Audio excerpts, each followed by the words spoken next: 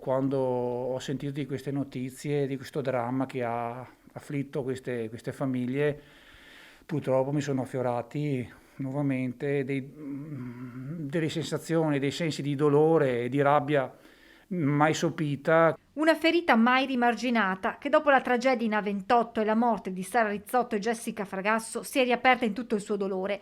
È quella di Christian Zanatta. Il 30 maggio 2018, in un terribile incidente sulla Postumia tra Merlengo e Paderno, perse la madre, Natalia Frare, di 64 anni, in uno schianto contro un altro mezzo condotto da un trentenne che si scoprì poi avere un tasso alcolemico al di sopra del limite consentito.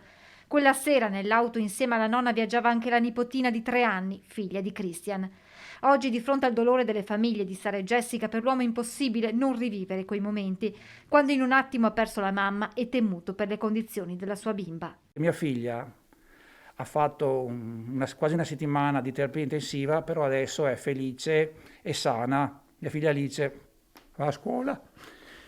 La vera, cioè, il vero dolore in questo momento, il vero carcere in questo momento lo sta supportando mio padre, perché lui, che è già invalido civile, è rimasto senza la moglie, una compagna di vita. Il sentimento di Christian è lo stesso che oggi si trovano ad affrontare i familiari delle due giovani cugine. Questo dolore, questo senso di ingiustizia che provano queste famiglie, lo provo anch'io. È a loro che va il suo messaggio. Dico a loro che bisogna trovare dentro la forza interiore, perché le persone insperatamente, quando meno se l'aspettano, anche nelle situazioni peggiori riescono a trovare magari un senso alla propria esistenza. Ma l'ultimo appello di Christian Zanatta è rivolto alle istituzioni e a chi ha vissuto il suo stesso dramma. E vorrei sensibilizzare anche gli altri a dire la loro, appunto, a far sì che la nostra voce venga sentita anche